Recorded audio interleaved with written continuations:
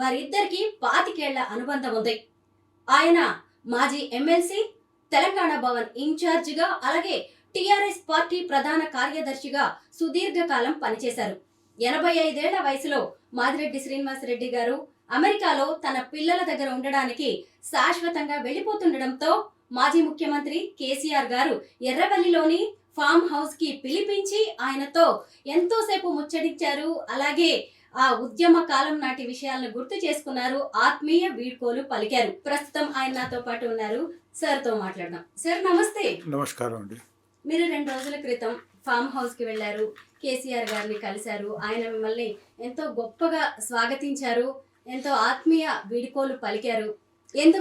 ఎందుకు వెళ్లాల్సి వచ్చింది? సార్ ఏమన్నారు? ఆ రోజు మీరిద్దరి మధ్య జరిగిన సంభాషణ ఏంటి? ఒక వారం రోజుల కిందట కేసీఆర్ గారి దగ్గరికి పోయి నేను మొత్తం ఫ్యామిలీ మెంబర్స్, మా మిస్సెస్, డాటర్, సన్ అందరం కలిసిపోయాను. నేను ఈ ఏజ్లో మేము ఇద్దరం ఉండలేకపోతున్నాము, అమెరికాకు పోవాలనే ఉద్దేశంలో, తీసుకుపోవాలనే ఉద్దేశంలో పిల్లలు వచ్చిండ్రు, మేము కలిసిపోదామని వచ్చింది అని చెప్పిన. ఇప్పుడు ఒక వారం రోజుల కిందట అయితే అన్నాడు, ఒక గంటన్నర కూర్చుని పెట్టిండు, భోజనం పెట్టిండు.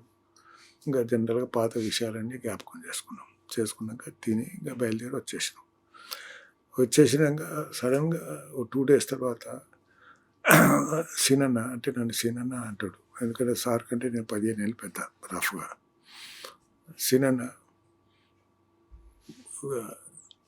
3 రోజుల తర్వాత అంటే నేను మొన్న డేటు చెప్పి ఆనాడు భోజనానికి రండి, అందరు రాని అన్నాడు. ఎందుకంటే ఈ పిల్లలు పోయేది రేపు నా కొడుకు పోతున్నాడు. ఒక 5-6 రోజుల తర్వాత డాక్టర్తో మేమంతా కలిసిపోతున్నాం. అది తెలుసు కాబట్టి సీనన్న మీరు పిల్లలతో రాయండి భోజనానికి అన్నాడు. నాకు అర్థం కాలేదు, 3 రోజుల కిందనే భోజనం చేసినాం కదా, మళ్ళీ ఎందుకు రమ్మంటున్నాడు. సరే, పార్టీ 25 ఏళ్ళు పనిచేసిన ఆయన ఏంది, ఆయన స్టైల్ ఏంది, ఆలోచన ఏంది అనేది మనకు కొంచెం రఫ్గా ఉంది. ఏదో ఇంపార్టెంట్ ఉంటేనే పిలుస్తాడనే దాంట్లో చక్కగా ఏంటి 2 o'clock అంటే నేను యూజువల్గా కాలేజీలో పనిచేసిన కాబట్టి పీరియడ్ టైం కంటే టైం పోతా.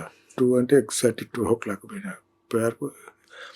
ఆయన నా కొరకు వెయిట్ చేస్తుండే. అయితే ఏమనుకో, ఓన్లీ మంచి వచ్చాడో ఆనాడు వేరే ఎవరికి పర్మిషన్ ఇవ్వలే. ఇంకా మేము వస్తున్నామో లీజర్గా మాట్లాడాలనుకున్నామో.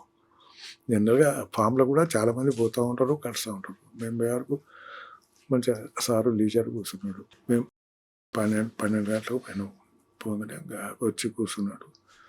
ఇంకా అదొకటి మాట్లాడుండే. తర్వాత ఇంకా 2 o'clock భోజనం చేసినాక నేను వెళ్ళి 3 అయినట్టున్నదిలే, 3:30 అంటే ఫామ్ నుంచి ఇంటికి రావాలంటేనే 1 hour 45 minutes పడుతుంది.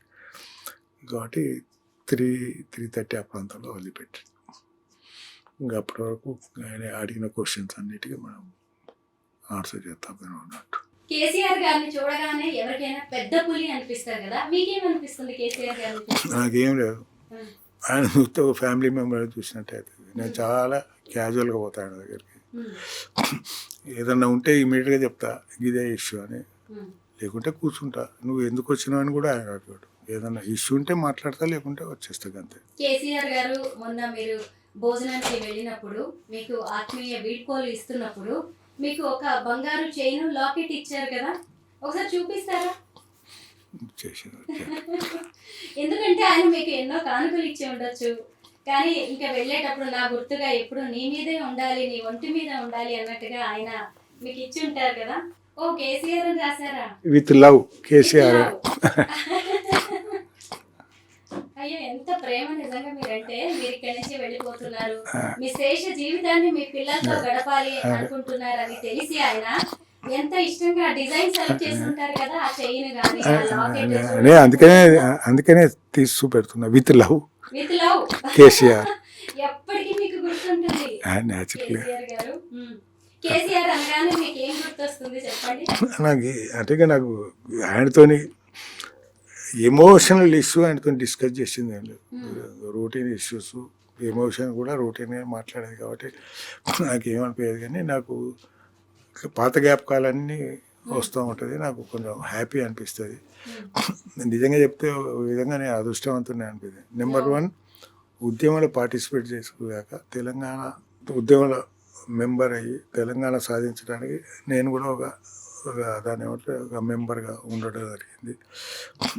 రెండోది ఇంకా దానికి ఇంకా నాకు అంతకంటే సాటిస్ఫాక్షన్ అయింది అది అన్నట్టు. అందుకని నాకు తెలంగాణ రాష్ట్ర సాధకులు కేసీఆర్ గారు అయితే ఆయన రాష్ట్రాన్ని ఎంత కష్టపడి సాధించారో మనకి తెలిసిందే. ప్రాణాలను పణంగా పెట్టి ఆయన రాష్ట్రాన్ని తీసుకొచ్చారు మనందరి కోసం. అయితే ఆ దీక్షా దివస్ గురించి మనం ఖచ్చితంగా మాట్లాడుకోవాలి. 2009 నవంబర్ 29 నుంచి డిసెంబర్ 9వ తారీఖు వరకు 11 రోజుల పాటు ఆయన ఆమరణ నిరాహార దీక్ష చేశారు. కేసీఆర్ సచ్చుడో తెలంగాణ వచ్చుడో.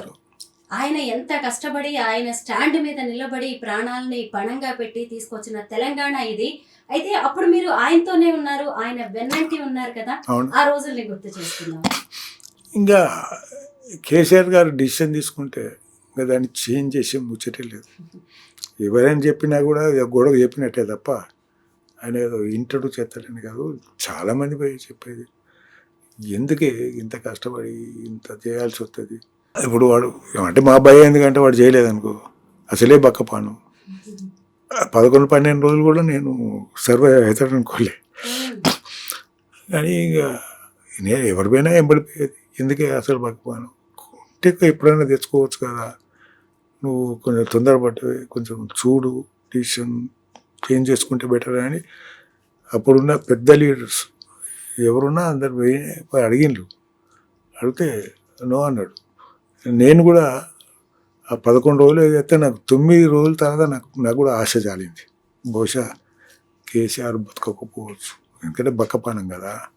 అప్పటికే హాస్పిటల్లో తీసుకుపోయిండ్రు, అక్కడ జాయిన్ అయ్యిండ్రు, మళ్ళీ మమ్మల్ని లోపలికి పంపించకపోయేది ఏమన్నా చూద్దామంటే. అట్లా నాకు 9 రోజుల తర్వాత నాకు కేసీఆర్ కింద కొంచెం బహుశా సర్వైవ్ కాకపోవచ్చు. బట్ ఆ పరిస్థితి మరి ఉన్న ఆంధ్ర గవర్నమెంట్ ఏమనుకున్నదో, ఈయనకేమన్నా అయితే ఇంకా ఉద్యమం విజృంభిస్తుందో అనే ఉద్దేశం వచ్చిందో ఏమో. సరే ఇంకా ఆయన దగ్గరకు వచ్చి మేము కన్సిడర్ చేస్తాం చూస్తాం అని పిలిచి విరమింపజేసిండు. కానీ అప్పుడైతే నాకు కేసీఆర్ అసలే బక్కపానం 10-11 రోజులు ఏం తినలేదంటే నాకు బహుశా సర్వైవ్ కావడానే అనుకున్నాను నేను. కానీ ఆ లాస్ట్ మూమెంట్లో తీసుకొచ్చిండు. ఒక 4-5 రోజులు దాన్ని ఏమిటో నిమ్స్ హాస్పిటల్ కూర్చున్నాక మళ్ళా ఇంటికి వచ్చే పరిస్థితి వచ్చింది అన్నట్టు. అట్లా కొంచెం టెన్షన్ బాగుండే. కానీ అన్నయ్య అనుకుంటా అది చాలా పెద్ద టర్నింగ్ పాయింట్ తెలంగాణకు. ఆయన విడ్డా చేసేటప్పుడు కూడా మేము తెలంగాణ గురించి ఆలోచిస్తాము, కన్సిడర్ చేస్తాం అనే లెవెల్కి వచ్చింది. కాబట్టి కొంచెం డెఫినెట్గా కొంచెం ఆశ కలుగుతుంది కదా, అంటే వాళ్ళు కూడా ఈల్డ్ అవుతున్నారు అనే దాంట్లో వచ్చింది అన్నట్టు. అయితే కేసీఆర్ గారు అదొకటే కాక కేసీఆర్ గారు ఢిల్లీకి పోయి ఆయన కలవని అపోజిషన్ పార్టీ లేదు, అందరినీ కలిసేది. తెలంగాణ అవసరం ఏంది, సపరేట్ తెలంగాణ. ఇప్పుడు ఉన్నందుకు నష్టమే వస్తుంది. వచ్చే అడ్వాంటేజ్ అంటే ఆడ ఒక 5-6 నెలలు హైదరాబాద్ రాకుండా అక్కడ కూర్చుంటే బహుశా నేషనల్ పార్టీస్ చిన్నది పెద్దది అనేది లేకుండా అందరు పోయి కలిసి వాళ్ళందరినీ కన్విన్స్ చేసే ప్రయత్నం చేసిండు. కన్విన్స్ అయిన్లు. ఇంకా బహుశా అప్పటికే ఇక్కడ ఉన్న గవర్నమెంట్ వెరీ అనేది చేసినట్టున్నది. ఇంకా లాభం లేదు, తెలంగాణ ఇస్తేనే బెటరు, లేకపోతే ఇంకో తిరిగి పోతుంది అనే దాంట్లో అది తెలంగాణ వచ్చింది. అది ఆయన ఆ indefinite fasting it is turning point. కానీ మాకైతే ఆశ లేకుండా ఆయన సర్వే అవుతాడు, ఎందుకంటే బక్కపాను మాకు టెన్షన్ ఉండే. కానీ మంచి వచ్చాడు, ఒక మొండి డిసిషన్ తీసుకున్నాడు కాబట్టి అది తెలంగాణ కలిసి వచ్చింది. Thank you so much sir.